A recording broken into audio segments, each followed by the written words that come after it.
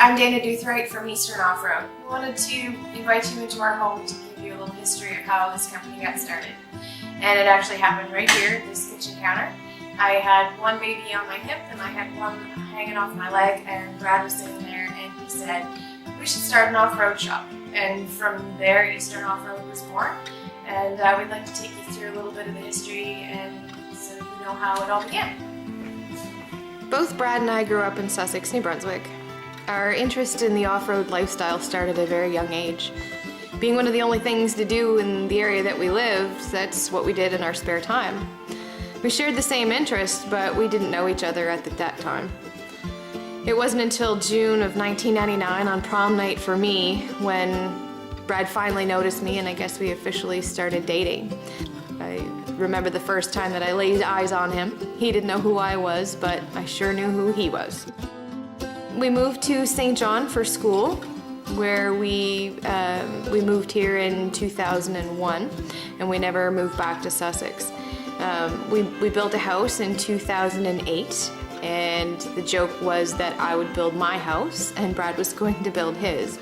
So I had all the say in the actual house, and Brad decided that he was going to customize his garage and put in a tire changer and hoist, and that was his man cave.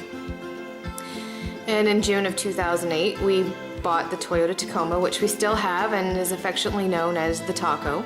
Brad wanted to lift his new truck, which required him to get a new set of wheels. When he finally found the ones that he wanted, he called the supplier American Eagle to order them, but they wouldn't let him because they asked for his business number and he didn't have one. So we hung up the phone from them and called Revenue Canada and basically got a business number.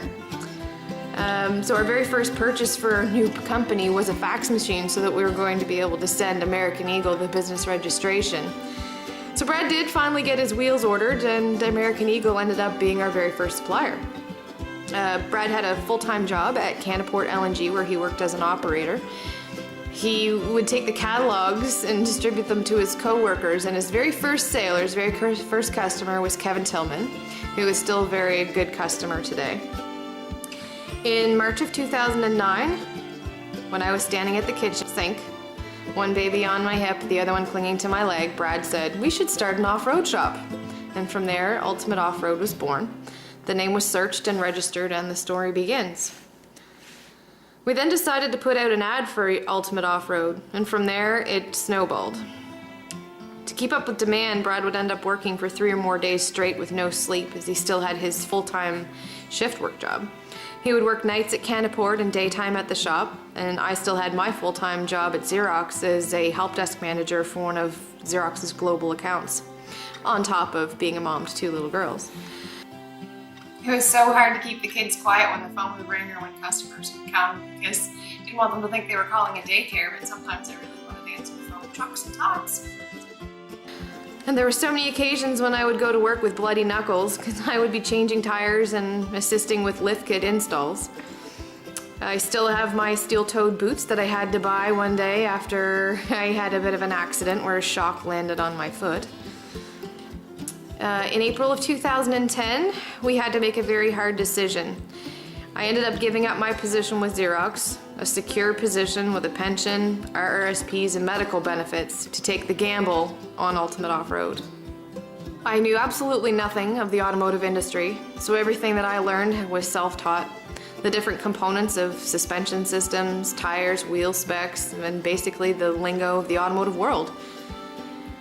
We were truly living the business. We invested all of our time to go to all the shows, mud bogs, and any off-roading event we could get to promote our business. We would sell t-shirts just to be able to get the gas money to get there and back. And each year, our business grew by leaps and bounds. We went from installing just the lift kits and accessories to being a full automotive repair and MVI facility. We hired our first full-time mechanic in November of 2010. We were still living in the craft dinner stage because that's all we could afford to eat. We knew that we had to do something, that the business had to get out of the house. It was driving me to the brink of insanity. Sometimes it felt like we were actually living at work. At 5 o'clock when the shop would close, I would actually pack the babies up in the car just because I had to get out of here. So I would take them to the park, take them for ice cream, anywhere, but I had to leave because I was gonna go crazy. It took a good year and a half to get our ducks in a row, so to speak, so we could finally get our business out of our house. We sold everything that we could, other than the kids, to bring in money, including cashing in our RRSPs, the kids' our ESPs, sold our motorcycles and toys, and even our television. And we managed to buy a 1-acre piece of property on Millennium Drive in Quispamsis. We moved from our 1-bay shop in rural New Brunswick to a 4-bay automotive repair facility on a busy highway in Quispamsis. OK Tire came in the mix because we had let our supplier know that we were moving, and our local rep had suggested that we should open an OK Tire store. So after hearing their pitch and hearing all about it, we decided that that was the way to go because we'd be able to hit the ground running with a nationally recognized brand that has hundreds of stores across Canada. And within the first year of being open as an OK Tire store, we won Store of the Year.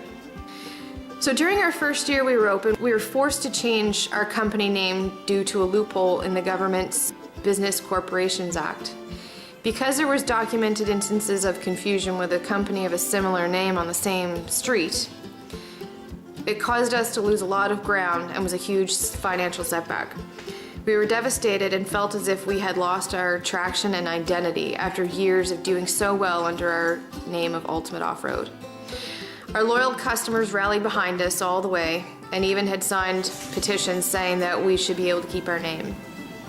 There were so many times when we would look at each other and say to ourselves, why are we doing this? We're killing ourselves. But we had invested so much money with equipment and inventory and advertising that failure wasn't an option. We had to keep going. So there'd be some days where Brad was awake for days. So really, I don't know how we made it through, but we did because failure wasn't an option. We had to keep going.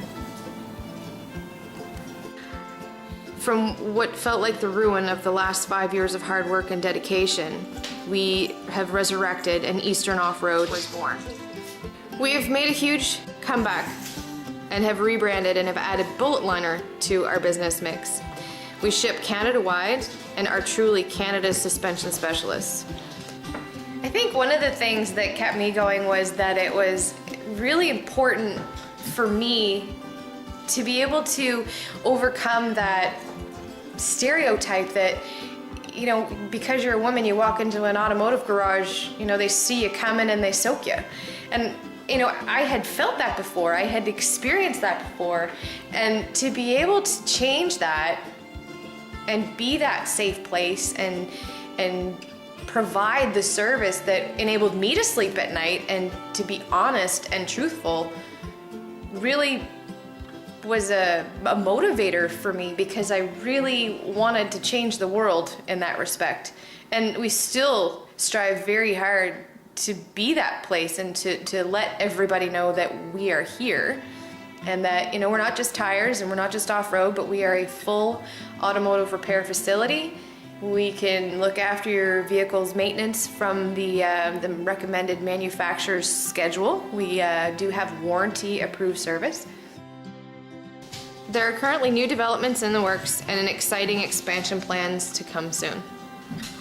Thank you very much for listening to our story. I hope now you have more of an insight as to who we are and where we started from, and how important it is to us to provide you with the absolute best service, and to let you know that I am the female in the shop. I am the woman behind the scenes. I am providing that safe place for all of the moms out there, for all of the ladies who have a vehicle who need to have it serviced, and that you can put all of your trust in us that we are going to do right by you, because I have to sleep at night.